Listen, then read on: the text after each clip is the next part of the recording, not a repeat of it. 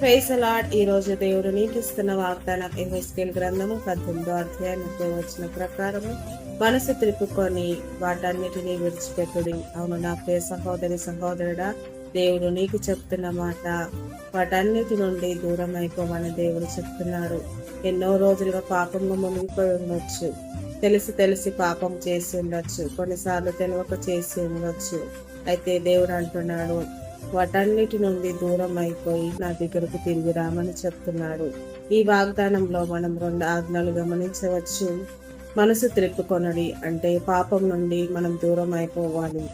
వాటన్నిటిని విడిచిపెట్టుడి అంటే పాపాన్ని మరలా మోసుకొని పోకుండా ఉండాలని దేవుడు మనకు ఆజ్ఞాపిస్తున్నాడు. అయితే మన సాతాను ఏం చేస్తుంది? దేవునికి మనకి మధ్య అడ్డుగోడ వేస్తుంది. పాపం మనల్ని ఏం చేస్తుంది అంటే దేవుడి నుంచి దూరంగా పారిపోయేలా చేస్తుంది. దేవుడు అంటేనే ఇష్టం లేకుండా చేస్తుంది. మన ఆత్మీయ జీవితానికి అడ్డుగోడ వేస్తుంది. అయితే మనం పశ్చాత్తాపడి తిరిగి దేవుని దగ్గరికి వెళ్తే దేవుడు తప్పకుండా మనల్ని క్షమిస్తాడు, మనకు ఒక కొత్త జీవితం ఇస్తాడు. అయితే ఈరోజు మనమందరం ఒక ప్రార్థన చేసుకుందాం. ప్రభువా, నేను నీ వైపుకు నా మనసు త్రిప్పుకుంటున్నాను, నా పాపాలను క్షమించు, నాకు మరలా కొత్త జీవితాన్ని ఇవ్వు అని దేవుని మనం అందరం అడుగుదాం. దేవుని నిన్ను దీవించును గాక. ఆమేన్.